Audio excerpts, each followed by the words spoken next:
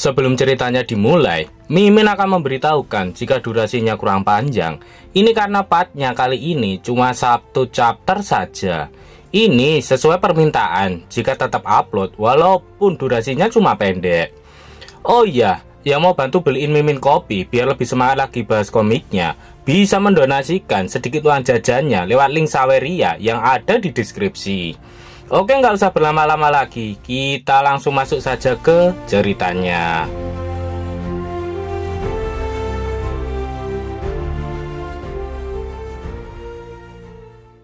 Sedikit mengulang dari part kemarin. Di tempat SWORD Scientist, para paladin berniat akan kembali dulu, sebab SWORD Scientist perlu disucikan dan harus mendapatkan bimbingan dari priest. Jika tidak, maka dia akan kehilangan akal lagi.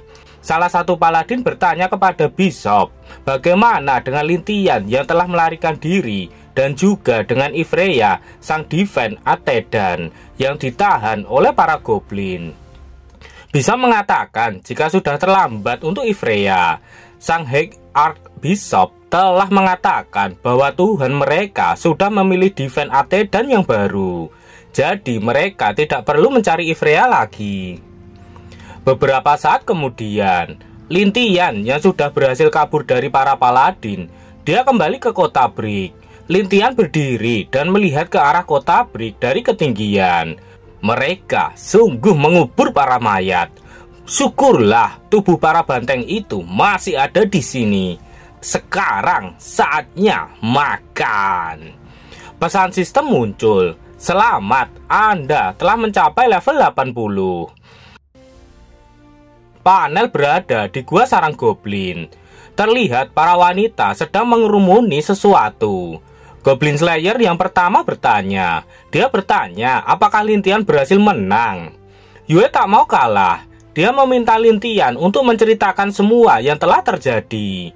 Kasana kesal dengan mereka berdua. Padahal sudah jelas kalau Lintian sekarang sudah menjadi jauh lebih kuat dari sebelumnya.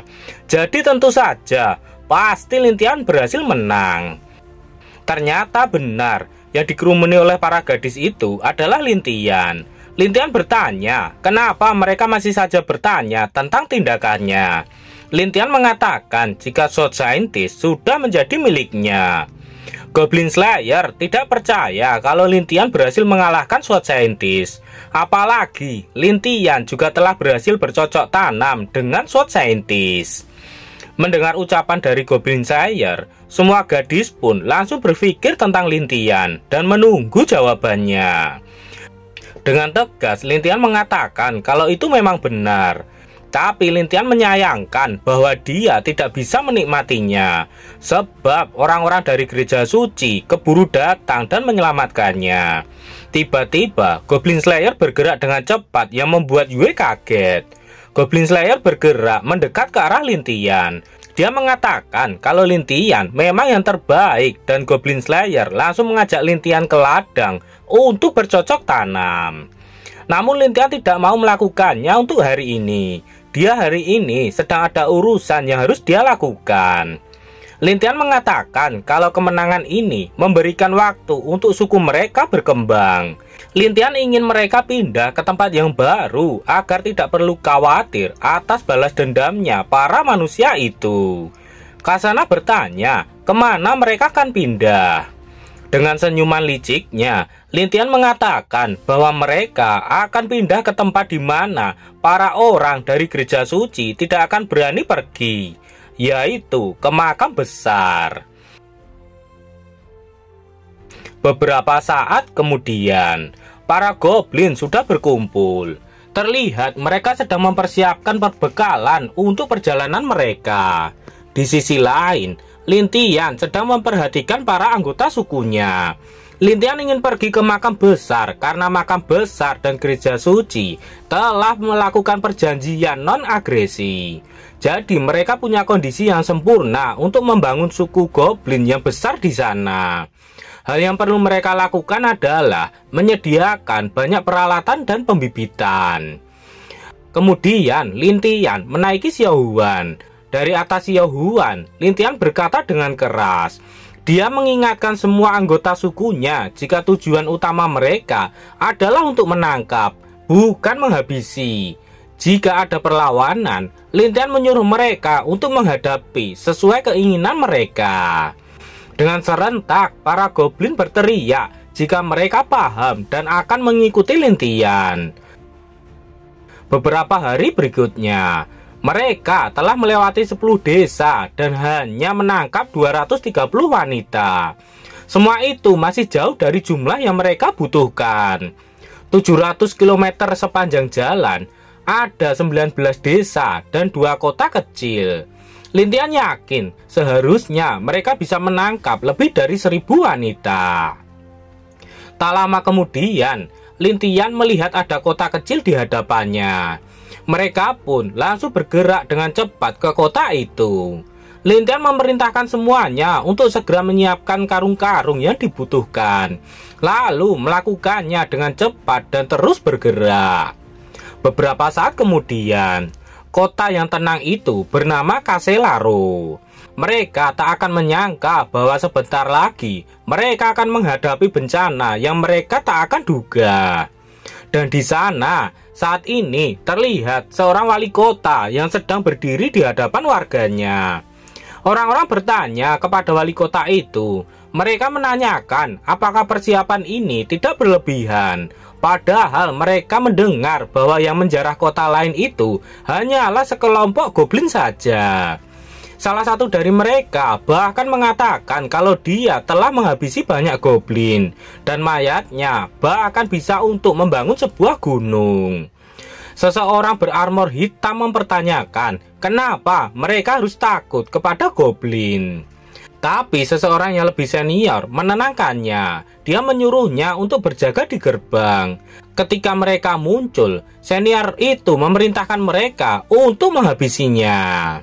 Salah seorang yang terluka mengingatkan yang lainnya agar mereka tidak meremehkan para goblin, sebab goblin ini lebih besar dari goblin pada umumnya.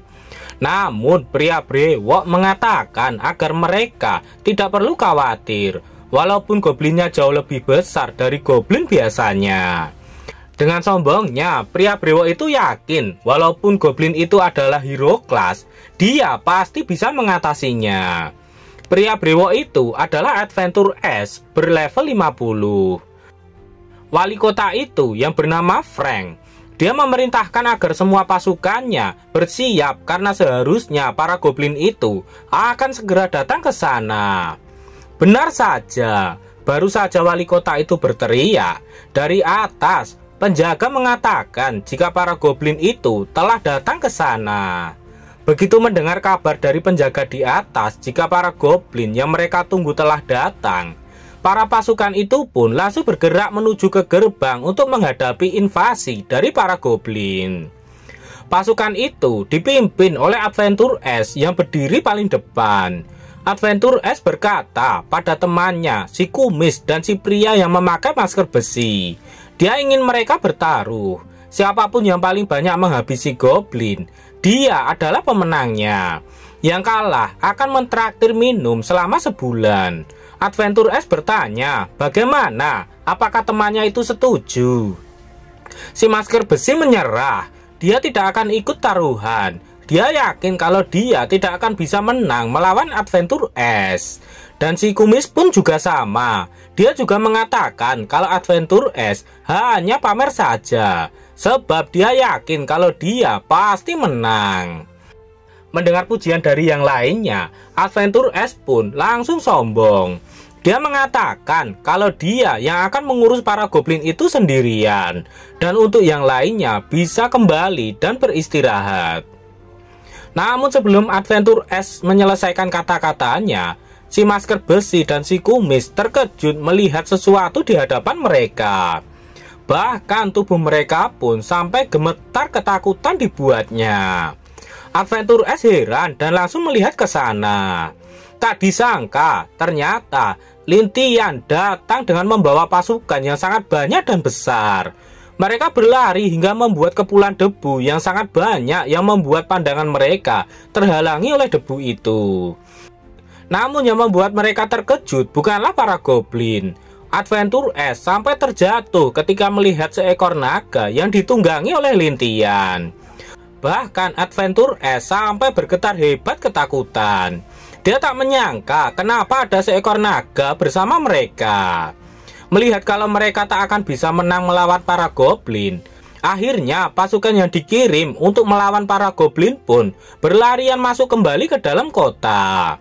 Mereka tak menyangka yang datang bukanlah goblin biasa, melainkan mereka adalah monster. Sedangkan Adventure S yang masih tertinggal di belakang, dia meminta yang lainnya untuk menunggunya. Begitu banyak orang yang menunggu. Ini menarik. Ayo, teriak Lintian memerintahkan anggotanya untuk segera maju. Beberapa saat kemudian, terlihat kota Koselaro sudah hancur oleh invasi para goblin. Beberapa orang yang cukup kuat masih bisa bertahan untuk melawan para goblin. Namun ada juga yang bersembunyi karena ketakutan. Si kumis kesal pada Adventure S yang sebelumnya sangat sombong dan akan mengurus para goblin sendirian. Tapi sekarang malah ketakutan dan bersembunyi seperti pengecut. Dia menyuruh Adventure S untuk segera bangun dan bertarung. Namun Adventure S masih saja ketakutan. Dia tak menyangka kalau para goblin itu sangatlah menakutkan dan tidak seperti goblin lagi. Mereka bahkan seperti monster baginya. Tak lama kemudian Adventure S didatangi oleh Gobusan. Gobusan tersenyum melihat ada mangsa di hadapannya. Tak lama kemudian teriakan yang sangat keras dari Adventure S menggema di seluruh kota. Dan kematian Adventure S pun menjadi akhir dari invasi ini. Lintian tak menyangka, dia pikir ini akan menjadi sangat menyenangkan. Tapi ternyata mereka semuanya hanyalah seorang pengecut. Apakah yang akan terjadi selanjutnya? Nantikan kelanjutannya di part berikutnya seminggu lagi. Kalau komiknya udah update.